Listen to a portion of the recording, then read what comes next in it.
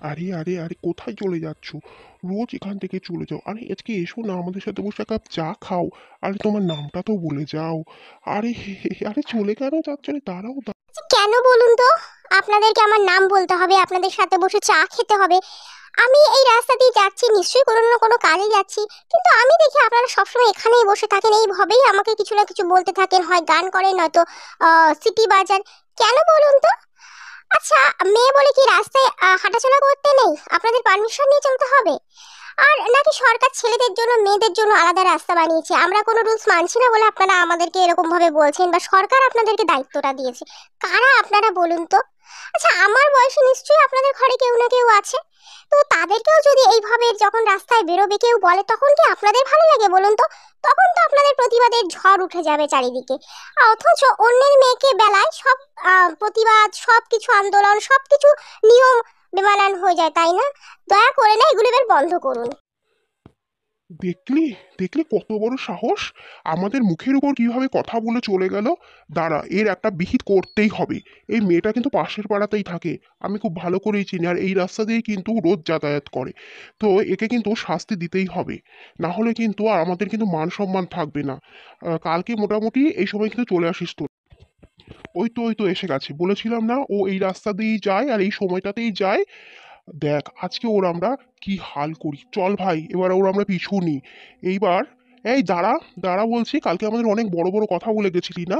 দেখ আজকে তোকে আমরা কি করি। তোর এমন অবস্থা করবো না, কোনোদিন এই রাস্তায় যেতে পারবি না, আর কোনোদিন কারোর মুখের উপর কথা বলতে পারি না।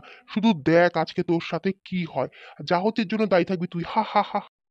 বাচ্চা মা গো! কি হলো?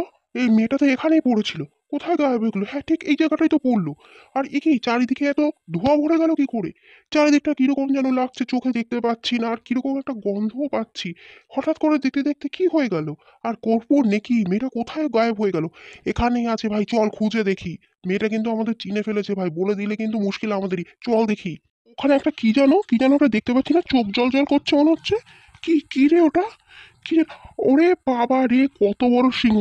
দেখ তোর পিছনে, দেখ কত বড় সিংহ! চল এখান থেকে আমরা পালাই, এই সিংহ কিন্তু আজকে আমাদেরকে খেয়ে ফেলবে। আরে এ কি? আমার যেন পা চলছে না, দেখ আমার পা চলছে না, মাথা ঘুরছে। ওরে পালিয়ে যাবি কোথায় তোরা? আজ তোদের পালানোর সব রাস্তা বন্ধ। তোদের পাপের ঘর আজকে পূর্ণ হয়ে গেছে, তাই আমি নিজে এসেছি তোদের শাস্তি দিতে। তোদের জন্য আজকে মেয়েরা রাস্তায় বেরোতে ভয় পায়, তার কারণ শুধুমাত্র তোরা। আর তোরা ভেবেছিস তোরা আজকে পার পেয়ে যাবি? তোরা আজকে পার পাবি না। আমি আজকে তোদের শাস্তি দেওয়ার জন্য নিজে চলে এসেছি। তোরা শাস্তি পাওয়ার জন্য বা তৈরি হ পাপির দল। আরে, এই তো আমাদের মেয়ে। এই চলো, তাড়াতাড়ি চলো, ওঠ মা ওঠ।